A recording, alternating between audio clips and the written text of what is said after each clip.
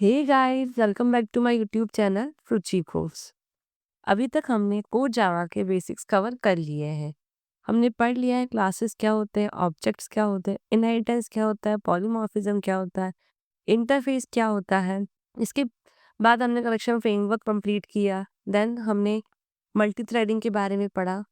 अब टाइम आ गया है थोड़ा डीप जाने का कि जावा इंटरनली कैसे काम करता है। इस वीडियो में हम दो बहुत इंपॉर्टेंट टॉपिक्स कवर करेंगे, that is inner class and object class.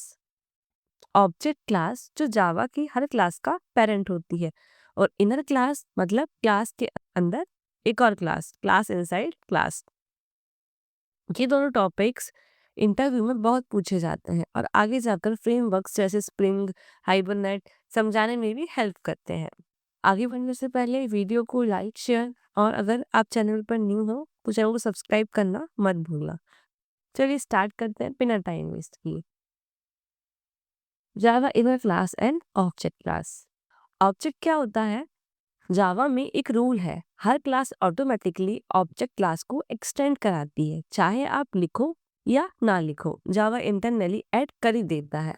आप ऐसे लिखते हो क्लास स्टूडेंट तो ये इंटरनली बन जाता है क्लास स्टूडेंट एक्सटेंड्स ऑब्जेक्ट। इसलिए जावा के हर ऑब्जेक्ट के पास कुछ कॉमन मेथड्स होते हैं। ये है इंपॉर्टेंट ऑब्जेक्ट क्लास की मेथड। सबसे पहले आता है टू स्ट्रिंग, उसके बाद में आता है इक्वल्स, देन आता है हैश कोड। सबसे पहले हम देखेंगे टू स्ट्रिंग के बारे में। जब भी आप किसी ऑब्जेक्ट को प्रिंट कराते हो, Java internally to string method call करता है। इसमें हम बनाते हैं एक पैकेज जिसको हमने नाम दिया ऑब्जेक्ट क्लास। ऑब्जेक्ट क्लास के अंदर हम बनाएंगे एक जावा क्लास जिसको हमने नाम दिया स्टूडेंट।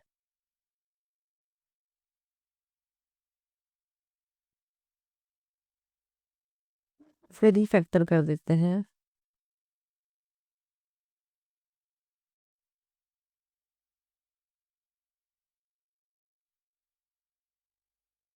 अब इसमें हम बनाएंगे पब्लिक स्टैटिक वॉइड में। अब जैसे मैं बनाती हूँ स्टूडेंट का object S is equal to new student और प्रिंट कराती हूँ एस को।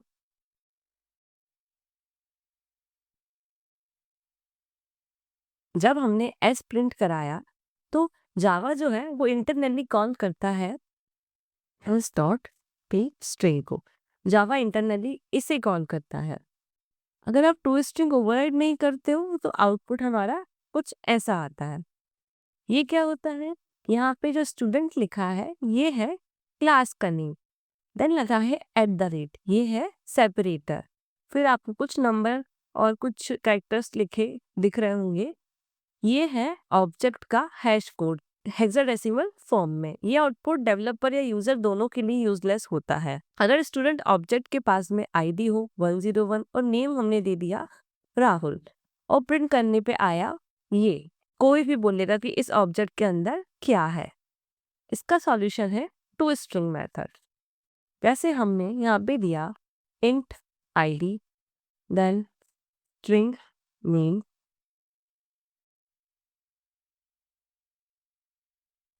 फिर हम कराते हैं ओवरराइड टू स्ट्रिंग मेथड को, पब्लिक स्ट्रिंग टू स्ट्रिंग। यहाँ पे हम लिखेंगे return ID plus name.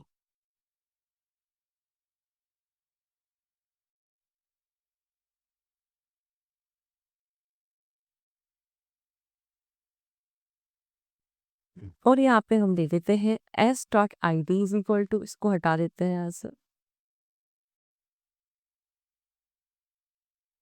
S dot I D is equal to हमने दे दी 101 एंड नेम हमने दे दिया Rahul.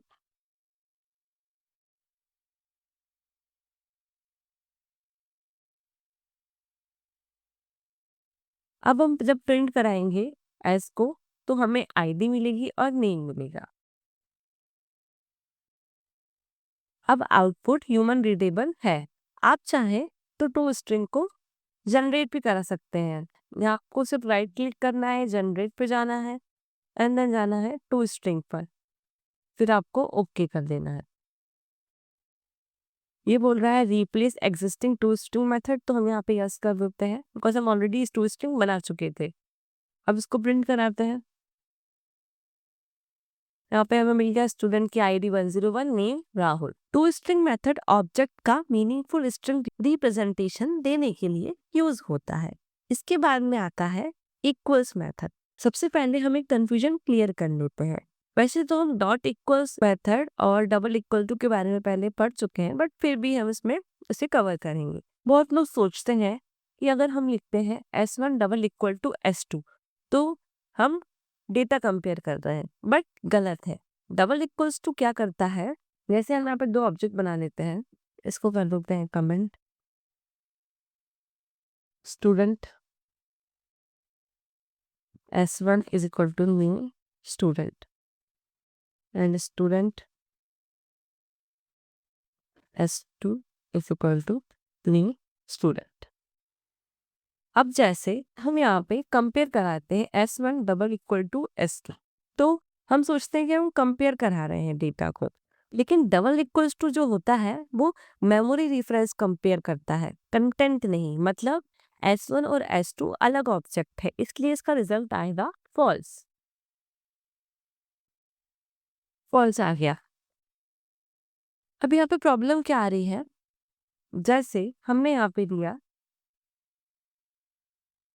S1 dot ID is equal to 101 and S2 dot ID is equal to 101। अब देखते हैं कि अभी भी फॉल्स ही प्रिंट हो रहा है।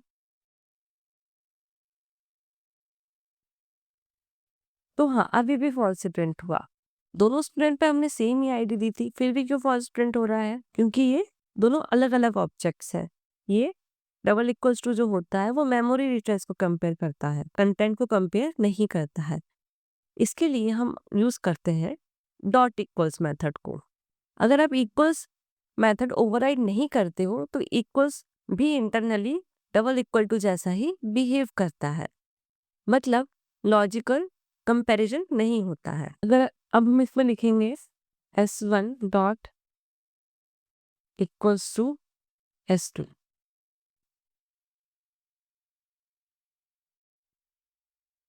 अब यहाँ पे हम ओवरराइड करा लेते हैं इक्वल मेथड को। यहाँ पे हम लिखते हैं पब्लिक, इसको मैं बूलियन इक्वल्स को,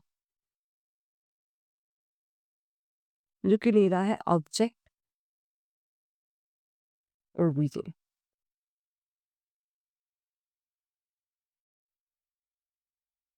अभी के लिए मैं आंसर एंटर करा देती हूँ 0 ताकि ये एरर ना आए। बुलियन है तो फॉल्स करा देते हो।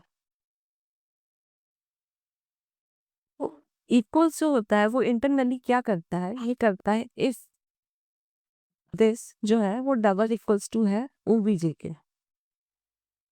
दिस क्या है, दिस जो है वो हमारा करंट ऑब्जेक्ट है और ओबीजे जो ऑब्जेक्ट कंपेयर करने के लिए आया है वो है। अगर दोनों इक्वल है तो आपको रिटर्न कराना है 2।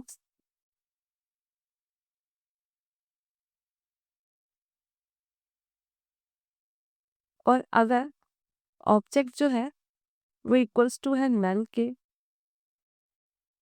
तो आपको रिटर्न कराना है फॉल्स। इसको हम वन लाइन में लिख सकते हैं, ये कर्ली ब्रेसेस हटा देते हैं तो और सिंपल सीक्वेंस दिखेगा।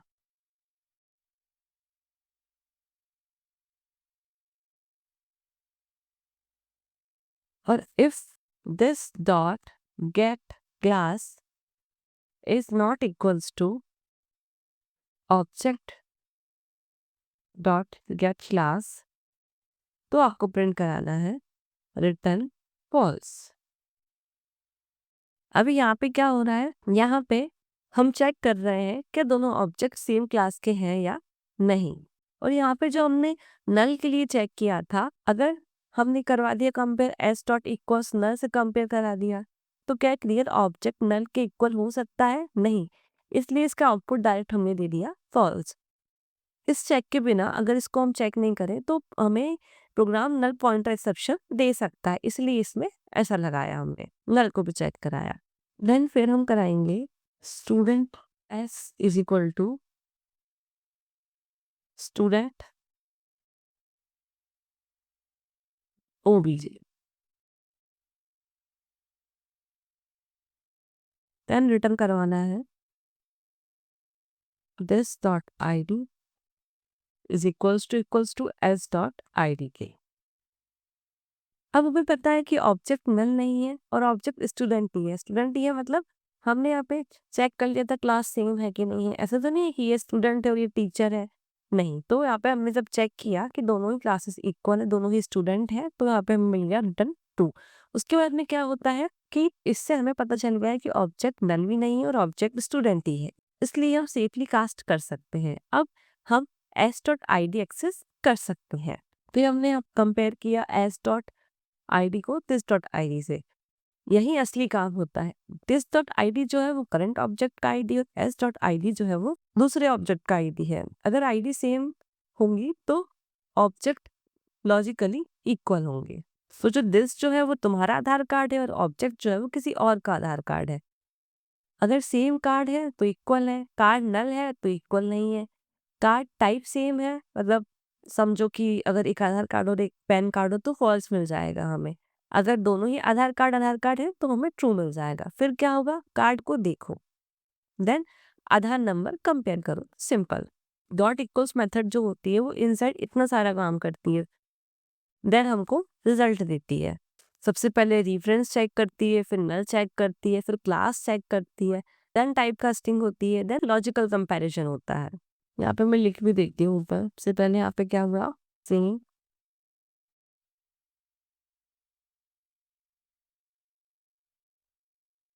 रेफरेंस चेक हुआ, देन यहाँ पे क्या हुआ, null check, then class check, then type casting,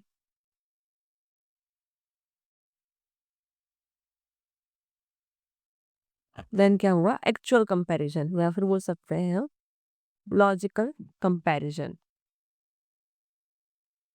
तो ये देख लिया हमने equals method. Equals method logical comparison के लिए यूज होता है, ना कि रेफरेंस कंपैरिजन के लिए। इसके बाद में आता है हैश कोड मेथड। अगर आप इक्वल्स ओवरराइड करते हो तो हैश कोड ओवरराइड करना कंपलसरी है। क्यों? जावा में कुछ कलेक्शंस होती है जैसे कि हैश मैप, फिर हैश सेट। ये कलेक्शन पहले हैश कोड चेक करती हैं, फिर इक्वल्स चेक करती हैं। अगर हैश कोड गलत हुआ तो डुप्लीकेट ऑब्जेक्ट आ सकते हैं, सर्च फेल हो सकता है। अगर दो ऑब्जेक्ट इक्वल्स मेथड से इक्वल हैं तो उनका हैश कोड भी सेम होना चाहिए। रिवर्स जरूरी नहीं है, same hash code doesn't equal two objects equal. इससे कोलाइजन पॉसिबल है। यहाँ पे हम करा लेते हैं override hash code, public in hash code.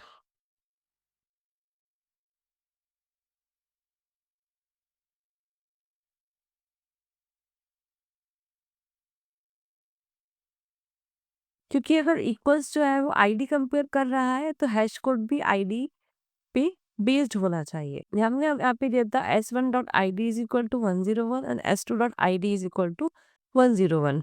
दोनों इक्वल्स तो है। अब इनका हम हैश कोड चेक करते हैं कि सेम है कि नहीं। s1 dot hash code, s2 dot hash code.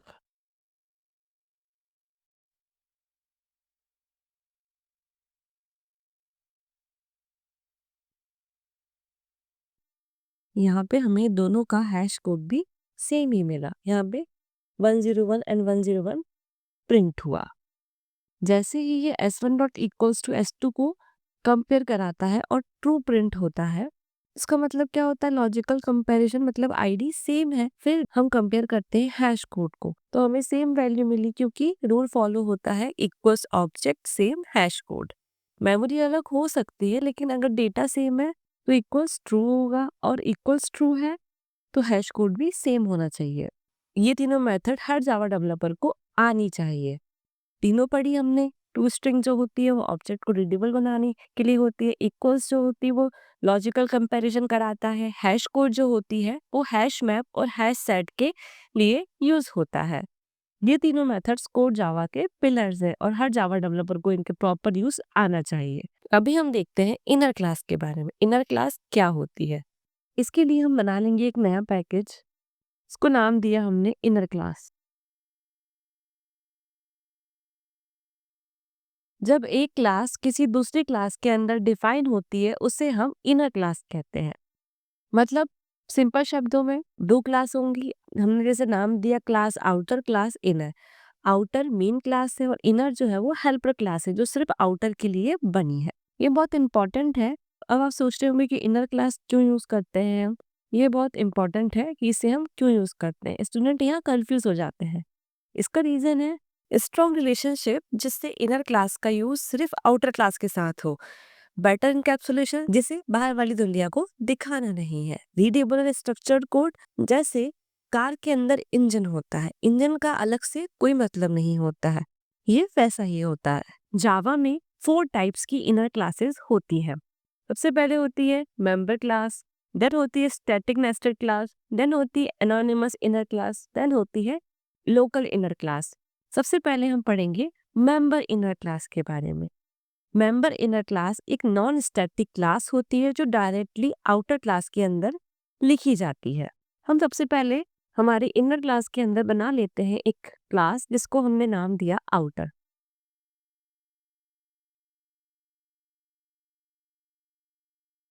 इसमें हम लिखेंगे int x is equal to 10, एक बनाया वेरिएबल और उसको दी वैल्यू 10।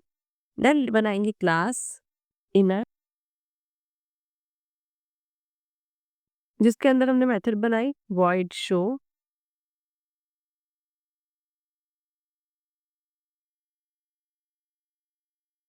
ये करा रही है show x is equal to value of x। Public static void main. यहाँ पर हम बनाएंगे आउटर का object outer o is equal to new outer. Outer dot inner i is equal to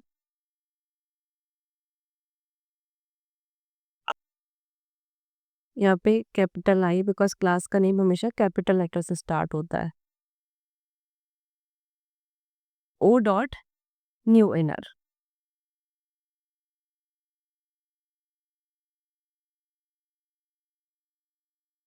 then i dot show. आप सोच रहे होंगे यहाँ पे इतना अजीब सा सिंटेक्स क्यों है? क्योंकि इनर क्लास आउटर ऑब्जेक्ट से टाइड होती है, इसलिए पहले आउटर का ऑब्जेक्ट बनाना पड़ता है। यहाँ पे हमें 10 मिल गया because inner class outer class के डेटा को डायरेक्टली एक्सेस कर सकती है। सबसे पहले अब हमने यहाँ बनाया आउटर का ऑब्जेक्ट, देन हमने बनाया फिर इनर का ऑब्जेक्ट आउटर के ऑब्जेक्ट के थ्रू। इनर दिख रही है आपको उसमें, ये क्या है? एक नॉन स्टैटिक इनर क्लास है, इसीलिए इसको टाइड होना चाहिए एक स्पेसिफिक ऑब्जेक्ट के साथ में जो कि है आउटर। इसीलिए हम डायरेक्टली इनर क्लास का ऑब्जेक्ट नहीं बना सकते। हमने यहाँ पे लिखा आउटर डॉट इनर। ये क्रिएट कर रहा है इनर क्लास का ऑब्जेक्ट जो कि बिलोंग करता है आउटर के इंस्टेंस ओ से।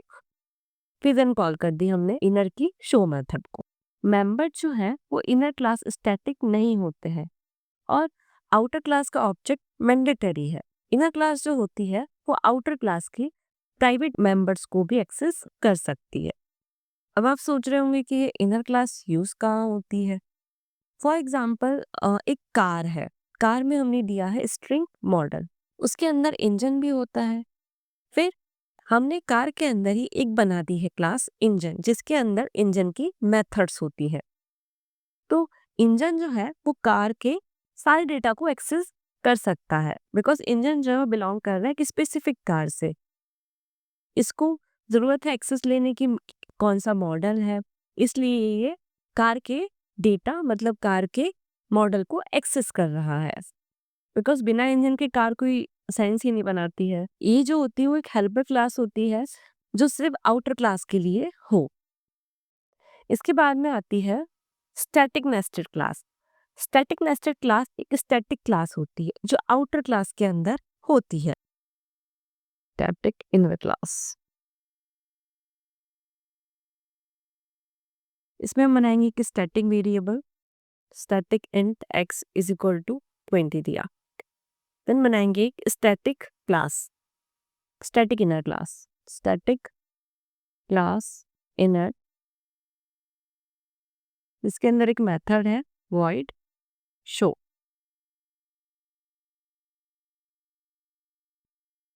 तो प्रिंट करानी है x की value x। Public static void में स्टैटिक इनर क्लास जो होती है वो एक क्लास होती है जो आउटर क्लास के अंदर होती है। स्टैटिक इनर क्लास सिर्फ स्टैटिक मेंबर्स को ही एक्सेस कर सकती है। यहाँ बनाएंगे स्टैटिक इनर क्लास का object s is equal to new static inner class. फिर यहाँ पे हम लिखेंगे static inner class dot inner i is equal to new dot inner.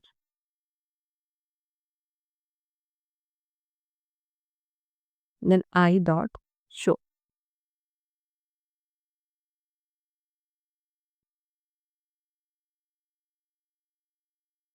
तो यहाँ पे हमको 20 मिल गया। मेंबर इनर क्लास में और स्टैटिक इनर क्लास में डिफरेंस ये होता है कि मेंबर इनर क्लास जो उसको आउटर ऑब्जेक्ट चाहिए होता है और स्टैटिक इनर क्लास को आउटर ऑब्जेक्ट नहीं चाहिए होता है। स्टैटिक इनर क्लास जो होती है वो स्टैटिक होती है और member inner class non static होती है। स्टैटिक इनर क्लास में लूज कपलिंग होती है और मेंबर इनर क्लास में टाइट कपलिंग होती है। Static nested class outer class के स्टैटिक मेंबर के साथ काम करती है और उसके लिए आउटर ऑब्जेक्ट की जरूरत नहीं होती है। इसके बाद में हम पढ़ेंगे एनोनिमस क्लास के बारे में। एनोनिमस इनर क्लास एक ऐसी क्लास होती है जिसका नाम नहीं होता है और जो सिर्फ एक बार यूज होती है। उसका हम नाम दे देते हैं एनोनिमस इनर क्लास।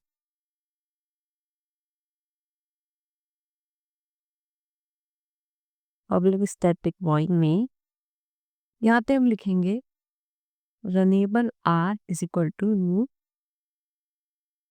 रनेबल।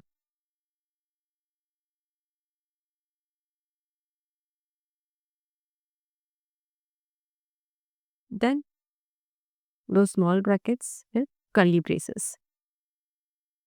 फिर यहाँ पे हम ओवरराइड कराएंगे रन मेथड को, पब्लिक वॉइड रन।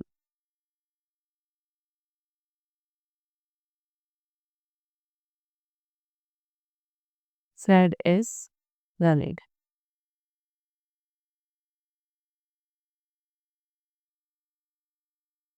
यहाँ पे क्या हो रहा है, रनेबल जो है वो इंटरफेस है, उसका हम इम्प्लीमेंटेशन ऑन द स्पॉट दे रहे हैं, कोई अलग क्लास बनाने की जरूरत नहीं है इसके लिए। इसका मतलब ये होता है कि instead of writing my class runnable implements runnable और फिर उसको हमने ओवरराइड कराया, हम ये डायरेक्ट लिख दे रहे हैं यहाँ पे। एनोनिमस इनर क्लास जो होती है उसका हम यूज करते हैं इंटरफेस या एब्स्ट्रैक्ट क्लास का वन टाइम इम्प्लीमेंटेशन देने के लिए। इसमें हम यहीं पर इम्प्लीमेंटेशन दे सकते हैं, इसके लिए हमें दूसरी क्लास बनाने की जरूरत नहीं पड़ती है। ये जावा 8 से पहले क्यों यूज होती थी, क्योंकि तब लैम्डा एक्सप्रेशन नहीं था। जावा 7 और उससे पहले इंटरफेस का इम्प्लीमेंटेशन देना मैंडेटरी था, तो एनोनिमस इनर क्लास ही बेस्ट ऑप्शन थी। जावा 8 ने बोला अगर इंटरफेस में सिर्फ एक एब्स्ट्रैक्ट मेथड है तो इतना लंबा कोड लिखने की जरूरत नहीं है, हम लैम्डा एक्सप्रेशन के थ्रू सेम काम कर सकते हैं। इसे हम ऐसे भी लिख सकते हैं, runnable r is equal to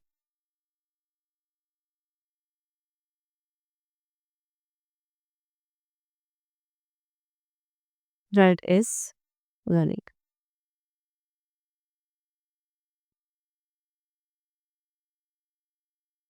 अब यहाँ पर हम कराते हैं r डॉट रन को कॉल, तो ये प्रिंट हो जाएगा।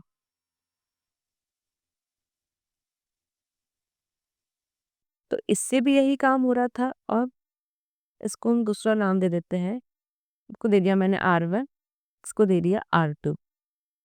r2 dot run r1 dot run. इसको ही प्रिंट करा रहा है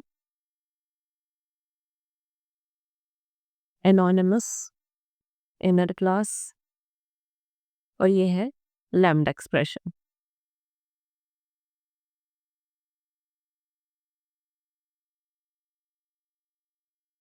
लैम्डा एक्सप्रेशन ने हमारा काम और इजी कर दिया। दोनों ही से हमको सेम आउटपुट मिला। इसके बाद में आती है लोकल इनर क्लास। जो क्लास मेथड के अंदर डिफाइन होती है उसे लोकल इनर क्लास कहते हैं। इसमें मैं एक और बना लेती हूँ, क्लास लोकल इनर क्लास।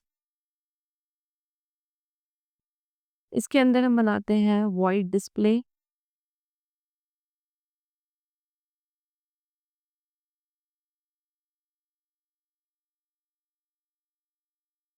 अब इस मेथड के अंदर हम बनाएंगे क्लास इनर, वॉइड शो, ये प्रिंट करा रही है लोकल इनर क्लास।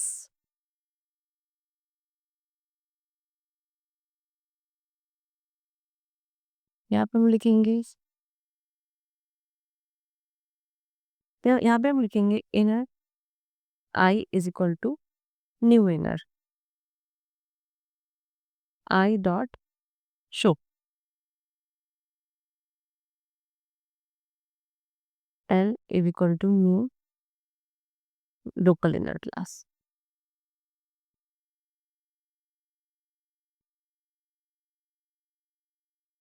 तो यहाँ पे लोकल इनर क्लास प्रिंट हो गया। ये जो होती है ये सिर्फ मेथड के अंदर वैलिड होती है, बाहर इसका एक्सेस नहीं होता है।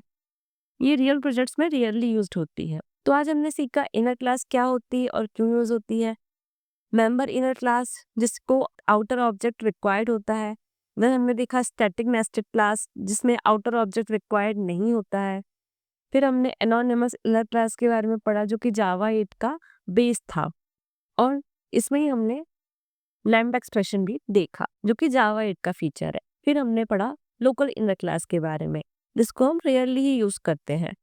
सो गाइज आज के लिए इतना ही, मिलते हैं नेक्स्ट वीडियो में। वीडियो को लाइक और शेयर करना मत भूलना। Thank you for watching, keep learning keep coding.